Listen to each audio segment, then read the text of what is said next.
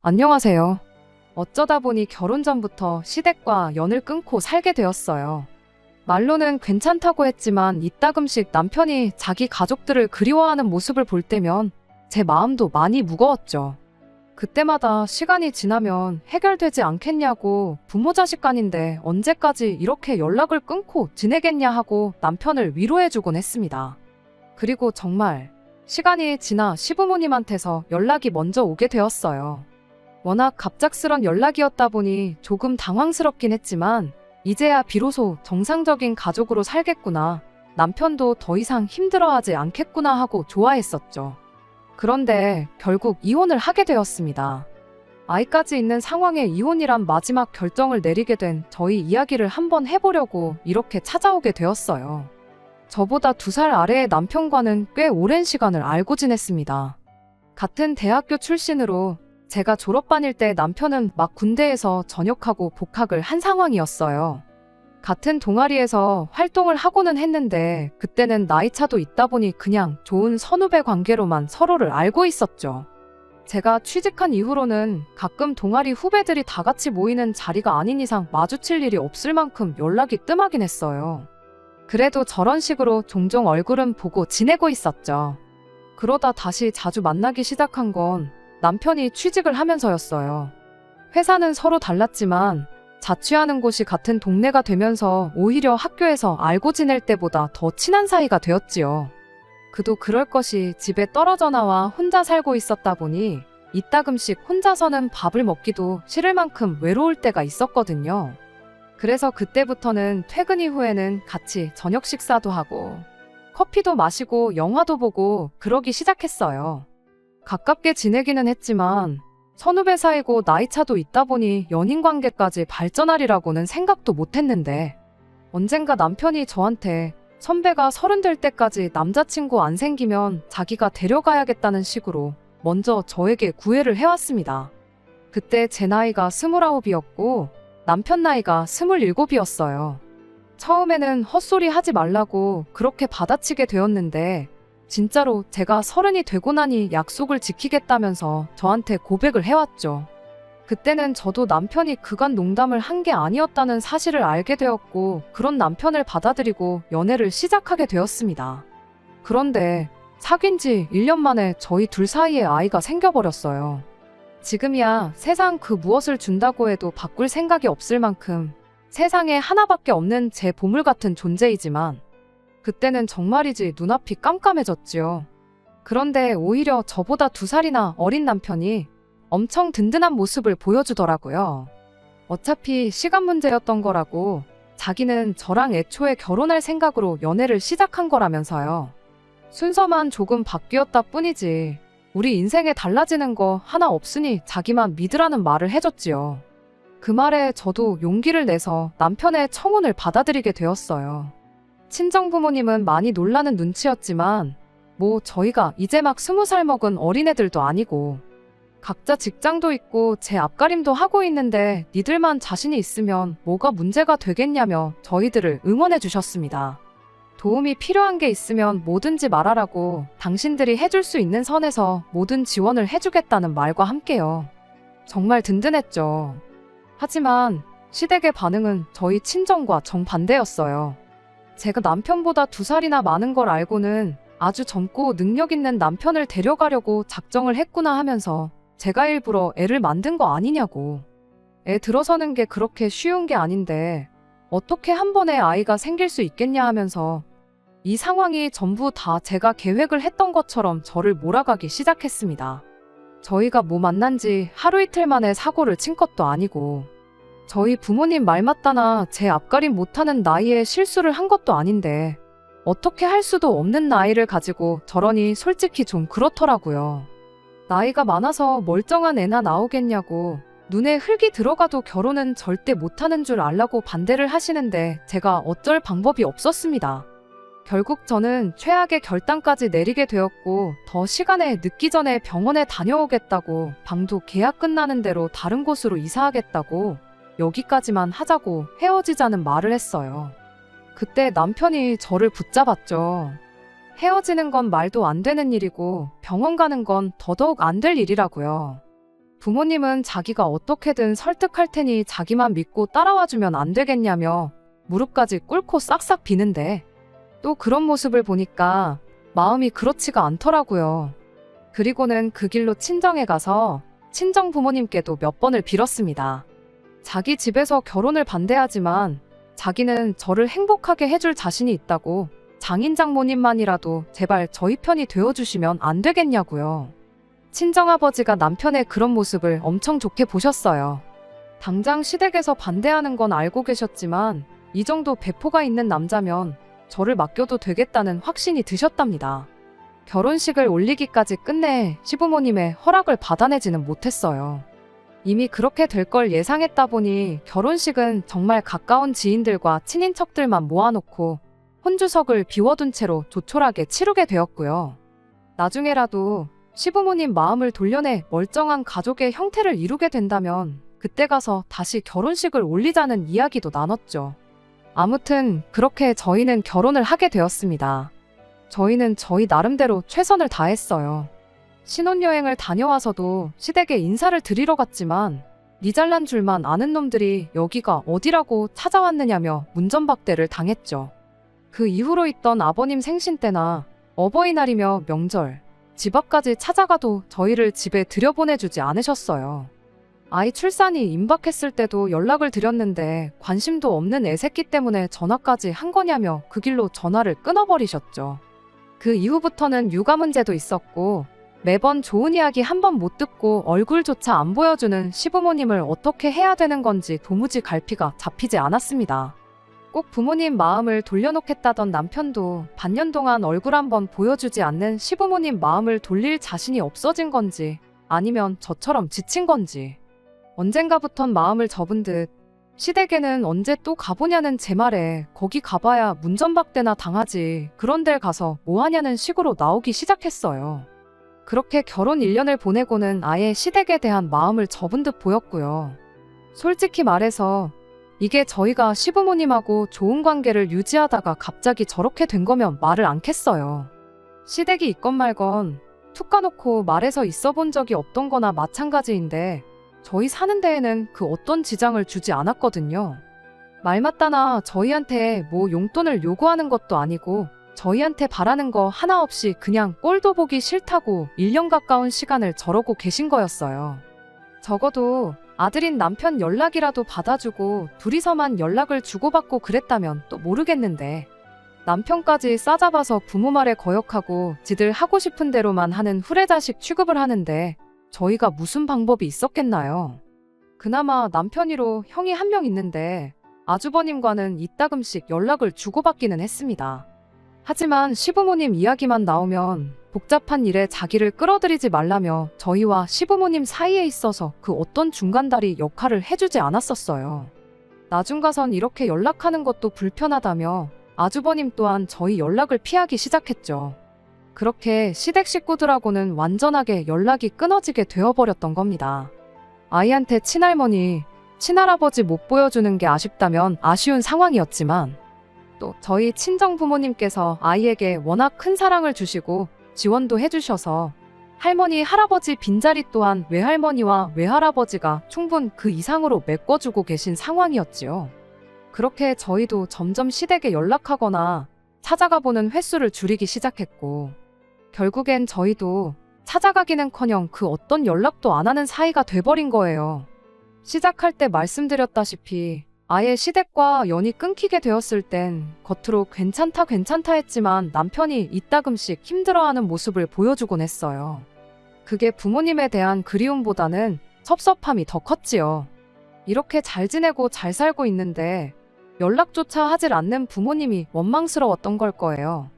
저는 도저히 그 마음이 어떤 마음일지 가늠이 되지 않았고 그냥 심심한 위로 몇 마디 건네는 게 전부일 뿐이었습니다. 그런데 그렇게 연 끊고 지내던 시부모님한테 연락이 오건 시댁과 그 어떤 교류조차 하지 않고 모르는 사람처럼 지내기 시작한 지 3년이 지나서 그러니까 저희 아이가 4살이 되던 해였습니다. 그때가 아침 5시 반이었어요. 잠결에 걸려온 전화를 누구한테 걸려온지도 확인 못하고 받았었는데 그게 시어머니였죠.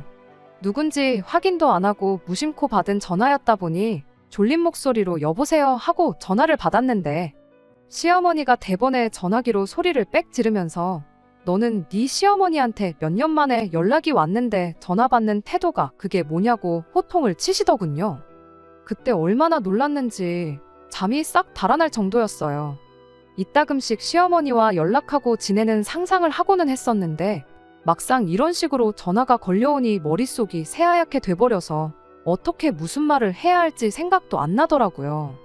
그래도 최대한 빨리 정신을 차려서 시어머니한테 그간 별일 없으셨냐고 안부를 먼저 물었죠. 평생 얼굴조차 안 보여주고 전화 한 번 안 받던 분이 이렇게 전화를 해온 걸 보면 분명 무슨 일이 있어도 있겠구나 싶었어요. 그래서 이어 무슨 일 때문에 전화를 주신 거냐 물어봤죠. 그랬더니 시어머니가 냉랭한 투로 시애미가 며느리한테 전화하는데 뭐 허락까지 받고 전화를 해야 하냐며 또 한마디 하시더라고요.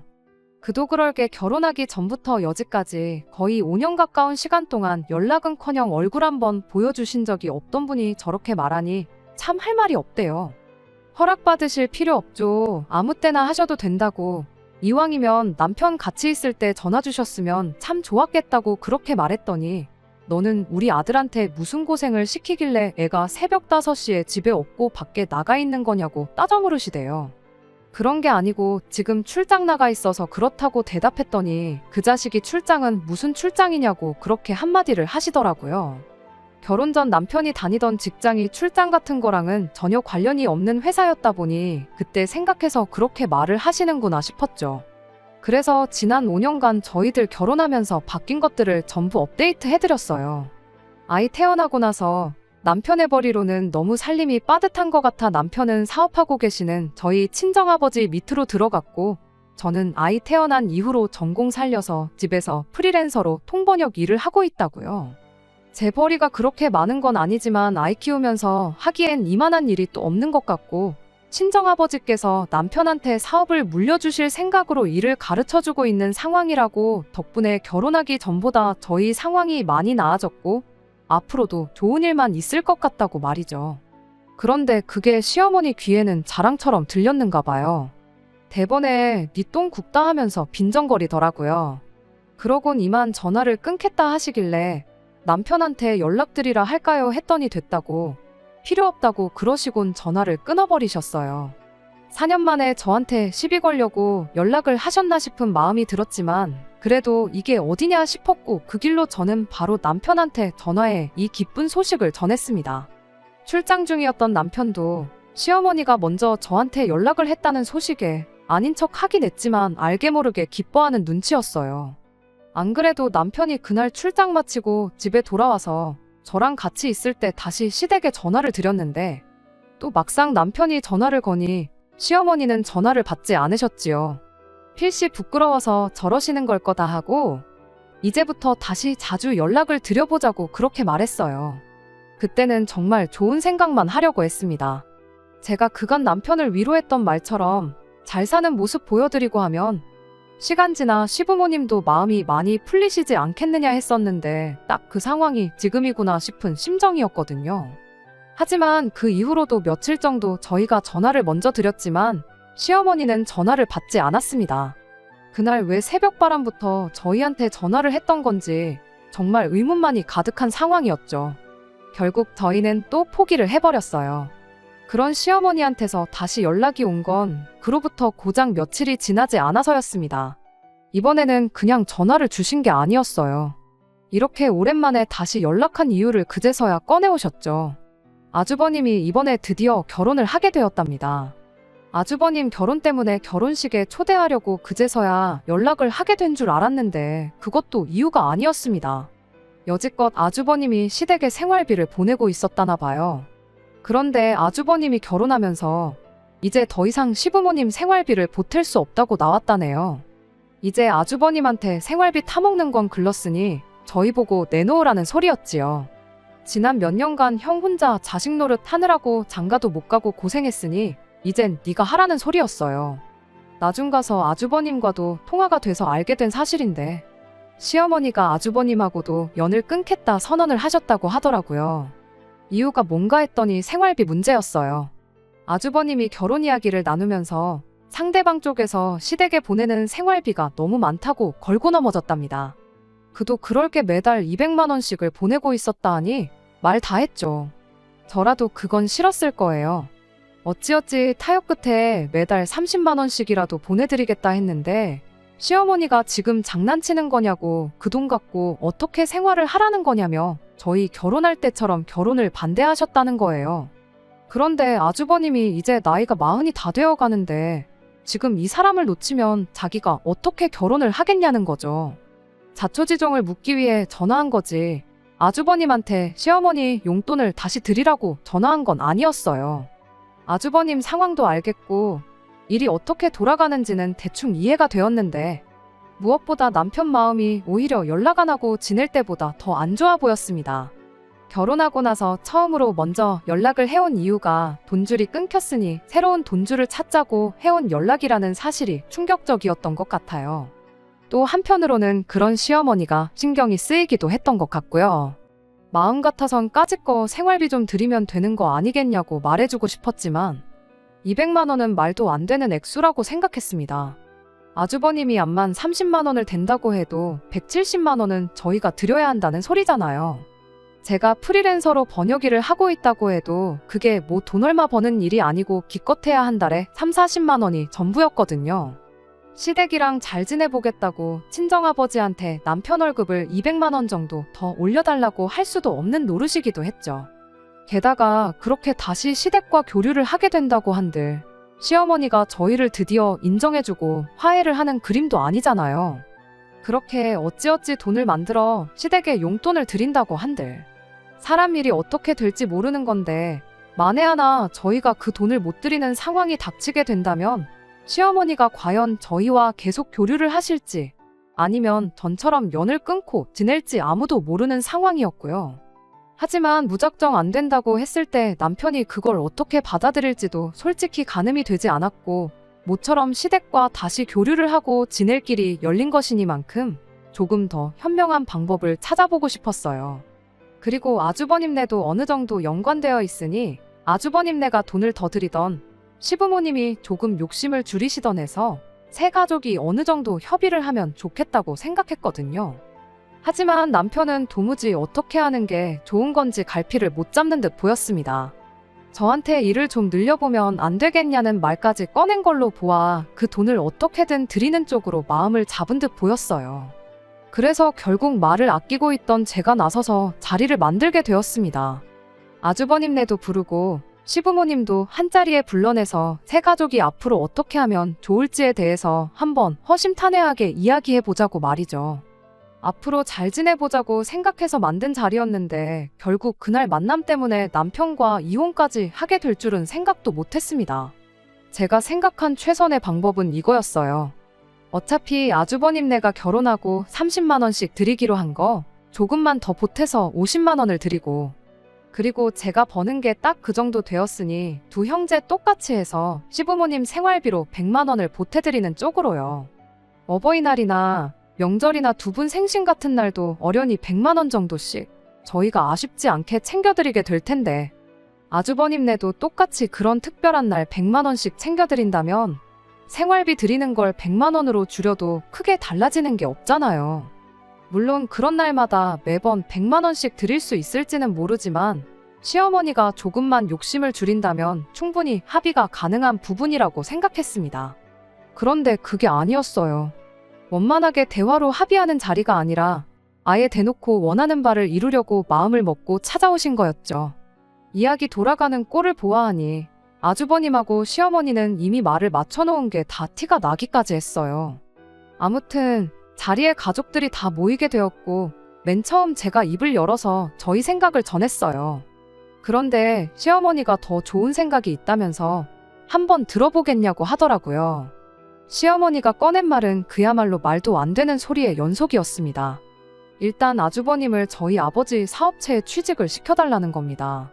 그리고 나중 가서 그 사업을 남편과 아주버님 두 분이 공동 운영을 할 수 있게 물려달라는 말도 안 되는 소리를 아무렇지도 않게 꺼내더라고요. 그 이유야 뭐 말할 것도 없지요. 두 자식들이 사장이 되면 경제적으로 둘 다 안정적인 상황이 되지 않겠냐는 거예요. 그렇게만 하게 해주면 당장 생활비 같은 건 안 받으면 그만인 거라고. 나중에 두 아들이 사장자리 꿰차고 나면 그때 가서 100만 원씩 각출하는 건 문제도 아니지 않냐는 겁니다. 대번에 그게 무슨 소리냐고. 어디가 더 좋은 방법이냐며 제가 말도 안 되는 소리 마시라고 했죠. 그랬더니 시어머니가 그러더군요. 어차피 내 아들한테 사업을 물려주기로 했다지 않았느냐고. 나중 가서 남편이 사업을 이어받아 아주버님 자리를 만들어주면 그만인 건데 그건 사돈에 대한 예의가 아닌 것 같으니 정식으로 절차를 밟겠다는 건데 어디가 말도 안 되는 소리냐고 하는 겁니다. 제가 안 된다는 식으로 나오고 있으니 아주버님이 옆에서 시어머니를 위해 지원 사격을 해왔어요. 그럼 이렇게 하면 어떻겠냐고. 자기도 사업을 같이 물려받는다는 전제하에 나중에 가서 시부모님 용돈 드리는 건 전부 자기 돈으로 드리겠다고요.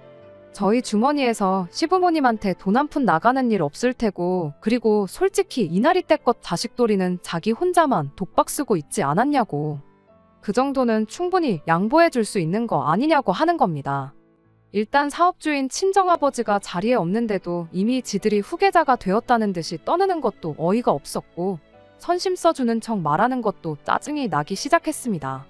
이러려고 만든 자리가 아니었는데 지들 욕심만 챙기고 있으니 어이가 없더라고요.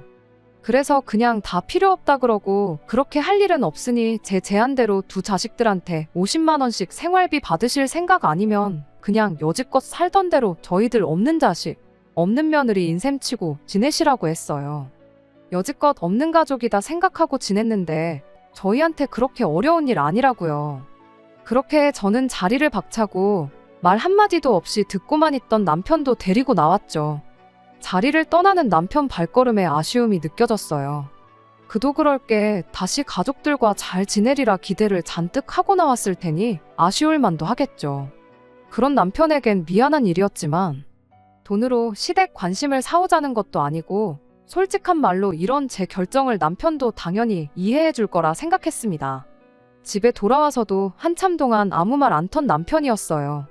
상황이 그랬다 보니 많이 심란하겠구나 싶었는데 한참 지나 남편이 입을 열었고, 그때 남편이 꺼내온 말 한마디에 부부싸움까지 하게 되고 결국 남편과 이혼까지 하게 되었습니다. 남편이 시어머니 말이 틀린 게 뭐가 있냐고 먼저 시어머니를 두둔하고 나왔으니까요. 어차피 장인어른은 시간 지나면 은퇴하실 분이고 자기가 그 자리를 물려받게 될 텐데 그때 가서 내가 형님한테 부사장 자리 넘기면 그만인 거 아니냐는 소리를 하는 거 아니겠어요? 애초에 자기는 혼자 힘으로 사업을 굴릴 깜냥이 안 된다고, 형님같이 세상 이치에 밝은 사람이 옆에 있어야 사업도 꾸리고 그럴 수 있다면서 시어머니가 두 자식 사장 만들어 놓고 용돈을 더 뜯어가시겠다는 것도 아니고 소박하게 두 자식한테 100만 원씩 받아서 살겠다는 소리지 않냐며 시어머니 편을 계속 들더라고요. 그래서 제가 한마디 했죠. 백번양보에서 시어머니가 처음부터 우리 결혼 허락해 주시고 속도 위반해서 결혼한 연상 며느리가 마음에 안 들었을지언정 남들 하는 만큼만 하고 지냈다면 내가 이렇게까지는 나오지 않았을 거라 했죠. 대접도 못 받고 있다가 이제 돈 얼마 때문에 돈 얼마 주면 친하게 지내주겠다 하는 건데 옆구리 찔러서 절 받는 것도 아니고 그렇게 시댁하고 잘 지내봐야 우리한테 좋은 게 뭐가 있냐고 따졌더니 제 말에 중요한 요지는 파악도 못하고 한다는 소리가 글쎄 시어머니가 어색해서 그러는 거냐입니다. 그러더니 한다는 소리가 그럼 일단 시부모님을 우리 집에 모시자는 거예요. 한 집에 살면서 정도 좀 붙이고 친해져 보라고요. 그렇게 몇 달 살아보고도 우리 어머니가 당신을 싫어하는데 돈 때문에 억지로 친한 척 하는 거라고 느껴지면 그때 가서 다시 이야기해 보자고요. 반대하는 결혼을 억지로 했으면 이 정도는 당연히 감당해야 하는 거 아니겠냐는 소리를 하는데 여지껏 세상 둘도 없는 남편으로서 잘 살다가 갑자기 사람이 눈이 돌아서 똥오줌 못 가리는 꼴을 보니 어이가 없었어요. 그래도 이때까지만 해도 이혼까지 하리라고는 생각을 못했습니다. 그저 남편이 가족들과 다시 잘 지내게 될 수도 있다는 기대에 지금은 그냥 다른 생각이 들지 않아서 저러는 거다 생각을 했어요. 한두 달 정도 기다리면서 천천히 생각하다 보면 자기가 잘못 생각했다는 걸 깨닫고 다른 대안이나마 찾아내지 않겠냐는 게 제 생각이었죠. 그런데 한두 달이나 기다릴 것도 없었습니다. 제가 달리 시부모를 모시자는 말도 시어머니 제안대로 하자는 말도 안 하고 있으니 남편이 지 혼자 몸이 달았나 봐요. 그 길로 저희 아버지한테 가서 지 형 일할 자리를 내줄 수 있냐고 부탁을 했었다네요. 처음엔 저희 아버지도 평소에 말도 안 되는 부탁을 했던 적 없는 남편이다 보니 아주버님이 무슨 지금 직장도 없고 먹고 살 길이 없어서 그런 부탁을 하는 줄 알고 긍정적으로 자리를 하나 만들어주려고 하셨대요. 그런데 남편이 거기서 그치지 않고 시어머니 생각을 그대로 저희 아버지한테 전해버린 겁니다. 그걸로 모자라 자기가 혼자서는 사업을 이끌어갈 깜냥이 안 되니 아주버님 도움이 꼭 필요하다는 소리까지 했는가 봐요. 자초지종을 다 눈치챈 친정아버지가 어떻게든 우리 딸 행복하게 만들어주겠다고 했을 때 배포가 있는 놈인 줄 알았는데 알고 보니 똥된장도 구분 못하는 머저리였다고. 당신이 사람을 아주 잘못 봤다고 아주버님 자리고 나발이고 내 회사에 너 같은 놈이 일할 자리도 없으니 당장 나가라고 남편을 회사에서 쫓아내신 겁니다. 게다가 아버지가 그 길로 저까지 친정집으로 부르셨어요. 당장 애 데리고 집으로 오라고 저런 놈하고 살아서 뭐 하겠냐며 당신이 재혼 자리든 뭐든 알아봐 줄 테니 친정재산 시댁에 통째로 넘기려는 놈하고는 상종도 하지 말라면서요. 사실 저희 친정아버지가 저렇게 독하게 행동하신 데에는 이유가 있어요. 제가 나서서 남편을 강하게 휘어잡을 수 없다는 걸 아셨기에 그 역할을 대신 해주셨던 거죠. 저한테 맡겼다간 남편이 원하던 두 가지 중에 못해도 하나는 들어주겠거니 싶으셔서 그렇게 강하게 나가셨던 거예요. 그런데도 남편은 정신 못 차리고 저희에게 바닥에 바닥을 보여줬습니다. 아주버님 문제나 시어머니 모시고 사는 문제를 포기하는 척 이야기를 하더니 끝에 가서 그럼 자기가 사장이 되면 그때부터 시어머니한테 용돈 200만 원은 드리면 안 되겠냐네요. 끝까지 정신 못 차리는 사람 더 설득해서 뭐 하겠어요. 결국 아버지는 남편을 진짜로 회사에서 쫓아내게 되었고 그렇게 저희는 이혼까지 하게 되었습니다. 이혼하는 날 남편한테 이렇게 말했어요. 그래도 이제 소원대로 부모님 모시고 자식 노릇 할 수 있게 되었으니 당신이 원하는 것 중 하나는 이룬 거 아니겠냐고요. 두 가지 다 못 들어주는 나랑 사는 것보다 나랑 이혼해서 하나라도 이루는 게 어디냐고. 이런 결정을 내린 나를 너무 원망 말라고요. 그렇게 남편과는 영원히 이별을 하게 되었습니다. 아이도 많이 자랐다 보니 아이는 그냥 유치원에 보내기로 하고 아버지 회사는 제가 물려받기로 했어요. 당장 일을 배워야 할 건 산더미지만 그동안 애 키우면서 집에서만 있었는데 다시 회사 나가고 사람들과 교류하고 그러니 이혼해서 그런 것도 있겠지만 새 인생 새 출발을 하는 기분입니다. 사족이긴 하지만 이야기 하나를 덧붙이자면 아주버님도 끝내 결혼 못하고 파혼을 했다네요. 아닌 게 아니라 제가 온 가족들 한자리에 불러 모았던 그날 저한테 동서가 될 뻔했던 형님이 아주 저희 시댁 식구들 보고 질려버렸다는 거예요. 그 와중에 용돈 200만 원씩 드리겠다고 나오는 아주버님 보니 지금이야 용돈 조금 덜 드리겠다고 하지만 결혼하고 나서 말 바꿀 게 100%라는 확신이 들었단 거죠. 그때 한 번 만난 게 전부라서 연락처는 없었지만 연락 닿을 방법만 있다면 참 현명한 결정 내렸다고 한마디 해주고 싶을 정도였습니다. 이렇게 되고 나니 시어머니도 두 아들 자식들도 전부 소원을 성취한 거 아닌가 싶은 생각이 들어요. 지난 5년 동안 효도 못한 거 이제 엄마 곁에서 실컷 할 수 있게 된 남편이며 다시 시어머니한테 용돈 200만 원씩 보내줄 수 있게 된 아주버님. 그리고 두 자식 품에 끼고 효도받으면서 노후 걱정 없이 살게 된 시어머니까지. 물론 남편은 아이가 다 클 때까지 저한테 양육비를 보내야 하겠지만 뭐가 걱정이겠어요. 아주버님이 대신 돈줄을 담당하고 남편은 마음으로만 효도하면 될 텐데 말이에요.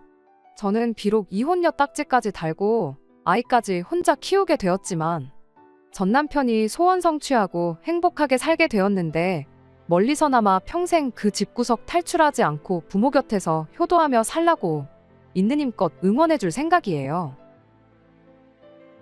끝까지 들어주셔서 감사합니다. 오늘의 사연은 여기까지입니다. 구독과 좋아요, 알람 설정 부탁드리고 더 좋은 사연으로 다시 찾아뵙겠습니다. 감사합니다.